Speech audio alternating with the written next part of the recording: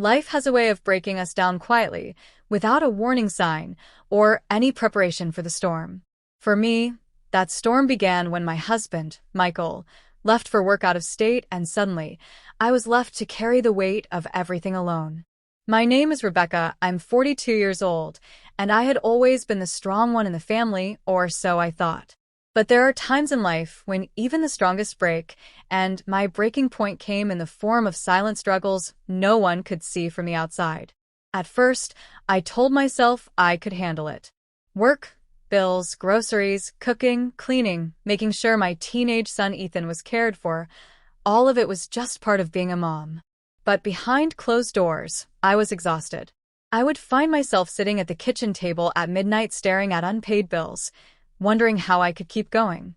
My smile during the day masked the tears I shed in the dark when no one was around. One evening, I came home late from work, shoulders slumped, carrying grocery bags that felt heavier than usual. I tried to quietly put them away, not realizing that Ethan was standing in the doorway watching me. "Mom, are you okay?" he asked softly. His voice startled me. I turned quickly, wiping away the tiredness from my face, forcing a smile. "I'm fine, honey. Just tired." But he wasn't fooled. Ethan had always been a sensitive soul, the kind of boy who noticed the small things others overlooked.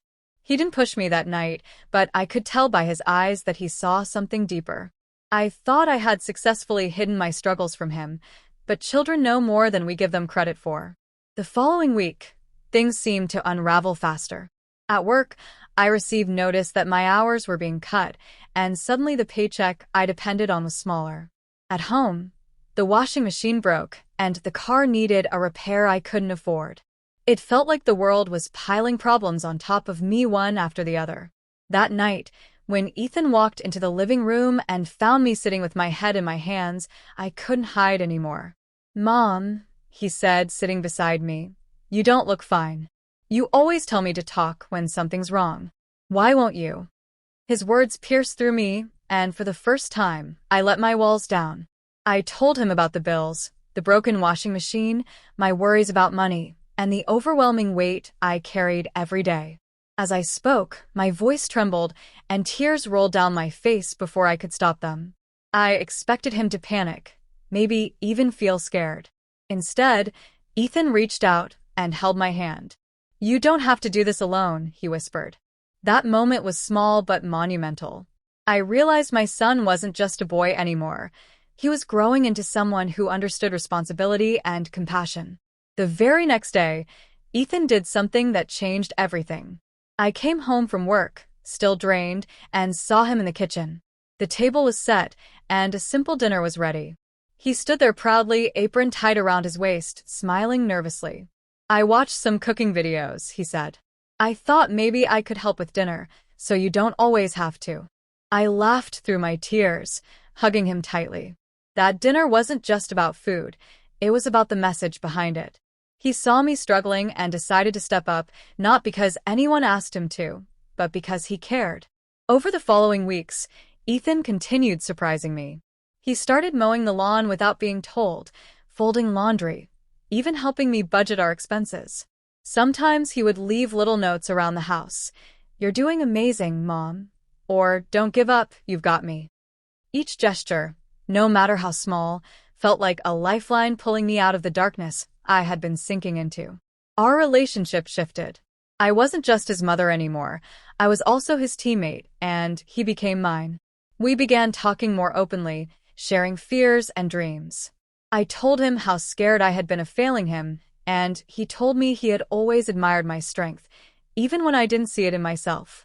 One afternoon, while walking through the park, Ethan suddenly said, "Mom, do you know what I want to be when I grow up?" I smiled and asked what he had in mind. He looked at me with determination. "I want to be someone who helps people, like you. Maybe a teacher or a counselor. You taught me that even when life is hard, we can still lift each other up." His words made my heart swell with pride.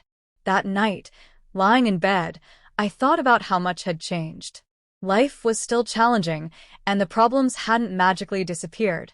But now, I wasn't carrying the weight alone. Ethan's love and support gave me strength I didn't know I still had. I realized that sometimes the hardest struggles can bring us closer to the people we love the most.